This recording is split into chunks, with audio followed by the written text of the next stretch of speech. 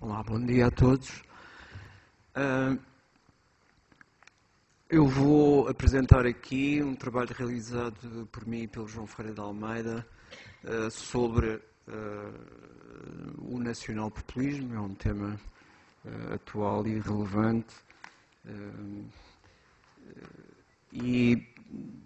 naturalmente que é uma apresentação sumária do trabalho que nós realizamos e uma incursão no tema relacionando com desigualdades e com classes sociais. O nacional-populismo é considerada uma articulação entre duas ideologias, ou uma ideologia em que nacionalista e populista, e portanto sendo nacionalista é populista porque se baseia numa divisão base, numa divisão entre o povo puro e a elite corrupta. Isso é conhecido de todos, é a definição também que o Casmud adota no seu trabalho, e o trabalho que nós realizamos focaliza-se fundamentalmente na base social do nacional-populismo, já que nos pareceu que conhecer a base social, como é que ela evolui, como é que se explica, é fundamental, já que numa democracia são as bases sociais dos partidos e das ideologias que são o seu futuro e é, portanto, muito importante tê-las em conta. Existe um partido de cariz nacional-populista em Portugal, o Partido Nacional Renovador, mas não tem expressão eleitoral significativa, daí nós termos tomado o caso da Frente Nacional Francesa, cujo crescimento é evidente para todos e que é considerado um caso paradigmático, não só na Europa como noutros territórios, do crescimento, da implantação e da importância que o nacional-populismo tem atualmente. Portanto, o nosso trabalho baseou-se fundamentalmente em caracterizar a base social dos eleitores da Frente Nacional, comparar com outros partidos franceses e portugueses, verificar se as características da base social da Frente Nacional estão a desenvolver-se na União Europeia, compreender socioculturalmente os eleitores e tentar avaliar fatores societais que tendem a reproduzir as características deste eleitorado.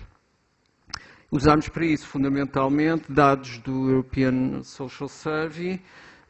de 2 anos, já que nos interessava ver a trajetória do fenómeno,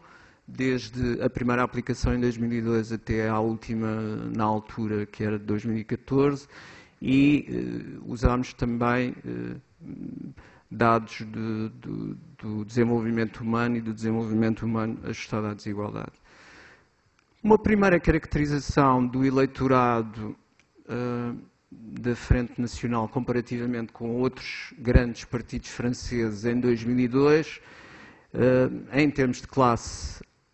social, usando o modelo ACM que já foi apresentado, em termos de classe social e de anos completos de escolaridade, dá-nos este resultado. Não sei se vê, não se está a ver a seta. Bom, mas é evidente, o que está aqui a vermelho é o peso que na EFN, na Frente Nacional, tem os empregados executantes, fundamentalmente, logo seguido pelos operários e assalariados agrícolas. Só aqui estão 71,5%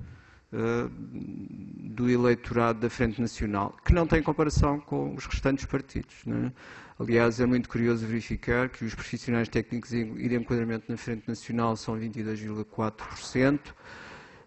enquanto nos outros partidos são sempre a classe dominante maioritária, nos eleitores. Portanto, há aqui claramente uma diferença, uma divisão significativa entre a base social em termos de classe da Frente Nacional em 2002, fundamentalmente popular e em particular de empregados e executantes, enquanto nos outros partidos dominam os profissionais técnicos e de enquadramento. Em termos de escolaridade, há também uma diferença muito significativa, já que as escolaridades mais baixas, em particular a mais baixa, é precisamente aquela que tem maior peso significativo nos eleitores da Frente Nacional, logo seguida das escolaridades que vêm a seguir, 9 a 12 anos, e isso não acontece também nos outros partidos, onde as escolaridades em média são mais elevadas. Este é o aspecto da distribuição das características dos eleitores em 2002 e podemos olhar agora para o que dados é que podemos retirar em 2014. A diferença é praticamente nula. É muito curioso verificar que, passados 12 anos, com uma mudança de liderança da Frente Nacional, com uma crise financeira, económica, social, política pelo meio, a base social partidária da Frente Nacional, de acordo com os dados do European Social Survey, mas estes dados coincidem em boa parte com outros resultados mais extensivos e até alguns com representatividade estatística. E, mais uma vez, aqui temos os eleitores da Frente Nacional são sobretudo empregados e executantes, logo seguido dos operários, contrapondo-se nos outros partidos a mesma situação, ou seja, predominantemente profissionais técnicos e de enquadramento. Mais uma vez, há aqui uma disparidade clara entre um conjunto de eleitores da maioria dos partidos franceses, fundamentalmente profissionais técnicos e de enquadramento, e na Frente Nacional há uma quebra abrupta para as classes populares, em particular para os empregados e executantes. As escolaridades, temos mais ou menos o mesmo quadro que tínhamos em 2002, mais uma vez as escolaridades mais baixas na Frente Nacional e escolaridades mais elevadas nos restantes partidos. Nós analisámos um conjunto de outros indicadores, para além destes, muito variados, e verificámos outras características da base social da Frente Nacional, simultaneamente, mais uma vez, quer em 2002, quer em 2014. São os eleitores com os rendimentos mais baixos, são aqueles que mais valorizam a segurança no quadro dos valores humanos propostos pelo Schwartz, são aqueles que tiveram mais desemprego nos últimos anos e a mais débil intervenção na organização do próprio trabalho, são os que têm mais frágeis conhecimento, confiança e interesse relacionados com a vida política, situam-se na escala direita-esquerda, sobretudo à direita, mas não numa posição tão extrema como os eleitores da UMP, o partido do Sarkozy. São os que acham são os que mais acham que é difícil viver com o seu rendimento, mas não se destacam relativamente à opinião de que deveria haver uma redução da desigualdade no rendimento, e são também aqueles, os eleitores, que fazem uma avaliação mais negativa dos sistemas educativo e de saúde em França. Nós, quando comparamos o caso dos partidos nacionais, dos maiores partidos nacionais, essa análise foi feita também, das suas características, não encontramos comparação, não encontramos nenhum partido representado no Parlamento Português em 2002 e em 2014, através dos dados do European Social Survey, não encontramos eleitores com as mesmas características da Frente Nacional, ou seja, nenhum partido português tem estas características que nós encontramos na Frente Nacional e, portanto, daí o seu caráter mais específico. Como eu disse, fizemos também uma avaliação entre 2000 e 2014 se algumas daquelas características da Frente Nacional estavam a crescer ou a diminuir, e o que se verificou é que há realmente um crescimento no conjunto da União Europeia da valorização da segurança e um aumento também do desinteresse pela política e da desconfiança nos políticos. França e Portugal divergem um pouco deste cenário, pois o valor da segurança tende a ser relativamente desvalorizada. O descrédito nos serviços de educação, que eu referi há bocado por parte, sobretudo, dos eleitores da FN, diferencia claramente as tendências observadas, decrescendo na União Europeia em Portugal, mas aumentando em França. Depois desta caracterização, nós tentamos compreender, com estas características para alguns surpreendentes, tentar compreender este eleitorado. E nós verificamos, por exemplo, que os votantes da FN estão socioculturalmente próximos, sobretudo de eleitores de esquerda, dos eleitores do PC, mas também do PS e dos LV, que são os verdes, exceto em alguns indicadores, e as maiores diferenças em termos socioculturais dos eleitores da Frente Nacional são relativamente ao UDF em 2002 e ao MODEM em 2014, que são partidos de direita. E, portanto, a questão é se eles estão socioculturalmente mais próximos dos eleitores de esquerda, se as maiores diferenças são relativamente aos eleitores de direita e se vivem em condições tão precárias, como é que votam maioritariamente à direita. Utilizámos 3 outros indicadores importantes dos valores dos Schwartz para tentar compreender este eleitorado e verificámos que, relativamente a 3 perguntas específicas dos valores de Schwartz, que são aquelas que estão ali entre aspas, nós verificamos que os votantes FN são os que menos valorizam a igualdade, são os que estão entre os que menos valorizam a decisão própria e a liberdade, e são também os que se identificam mais com o cumprimento das regras.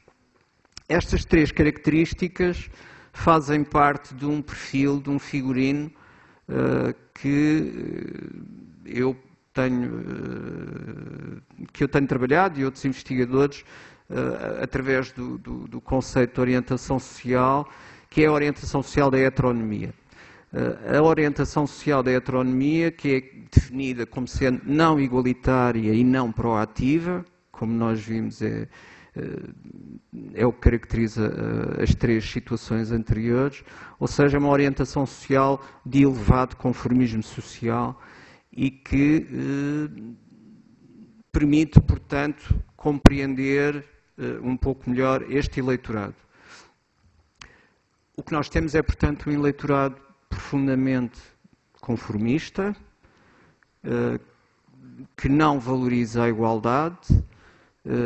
que não valoriza a decisão própria e a liberdade e muito focalizado no cumprimento, no cumprir e fazer cumprir as regras, ou seja,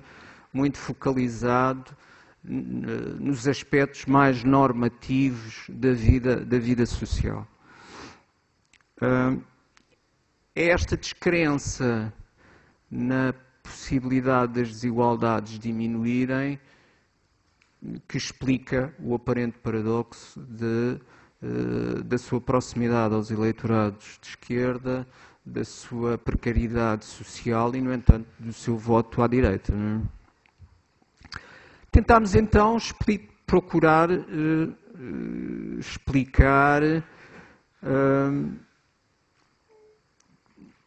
explicar o desenvolvimento do nacional-populismo através de fatores de ordem macro-societal, partindo de uma hipótese que é a de que a expansão da base social do nacional-populismo estará, portanto, associada à disseminação da orientação social da heteronomia. E se o que define a heteronomia é também o conformismo com a desigualdade, talvez se possa afirmar que o aumento da desigualdade seja um fator de difusão da heteronomia e, portanto, de disseminação também do nacional-populismo. A explicação será de que, com o crescimento da desigualdade, reforça-se a alienação da sociedade das pessoas com recursos mais frágeis, que é o caso, que incorporam, aceitando e confirmando a frustração sistemática de ações e expectativas de melhoria das condições de vida. Para testar esta ideia, fomos, portanto, buscar indicadores de desenvolvimento humano e ajustado à desigualdade, comparando desde logo França com Portugal entre 2002 e 2014. E o que nós verificamos é que, como é sabido, França nos 2 períodos, nos 2 anos, tem um índice de desenvolvimento mais elevado e uma posição no ranking também mais favorável. No entanto, verifica-se que, por exemplo, no que diz respeito a indicadores associados à educação, como o rácio de inscrição no ensino primário, secundário e terciário, e no índice de educação, Portugal tem resultados mais favoráveis logo em 2002. E o mesmo acontece em 2014, com os anos esperados de escolarização. Ou seja, apesar de uma condição globalmente mais favorável do desenvolvimento humano em França, em Portugal, quer em 2002, quer em 2014, alguns aspectos relativamente ao sistema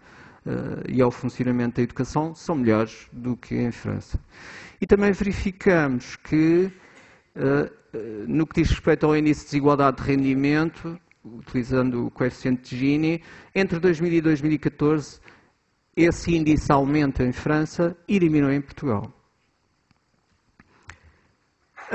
Estendemos esta análise depois ao caso dos Estados Unidos da América, que apesar de não terem um partido nacional populista, mas tem um presidente que partilha muito dessa ideologia e que, portanto, que está muito identificado com os traços fundamentais dessa ideologia, e comparámos os três casos agora com o Índice de Desenvolvimento Humano ajustado à desigualdade entre 2010 e 2015, que são os dados que existem disponíveis. E é muito interessante verificar que, por exemplo, no caso português, a posição no ranking entre 2010 e 2015 mantém-se praticamente inalterada, enquanto que nos casos francês e americano ele cai de forma muito significativa. Ou seja, há uma quebra relativa, mas significativa, do índice de desenvolvimento humano ajustado à desigualdade no caso francês e norte-americano. Os valores do desenvolvimento humano ajustado à desigualdade também crescem claramente no caso português, enquanto que no caso francês e nos Estados Unidos da América oscilam. Sobem e descem.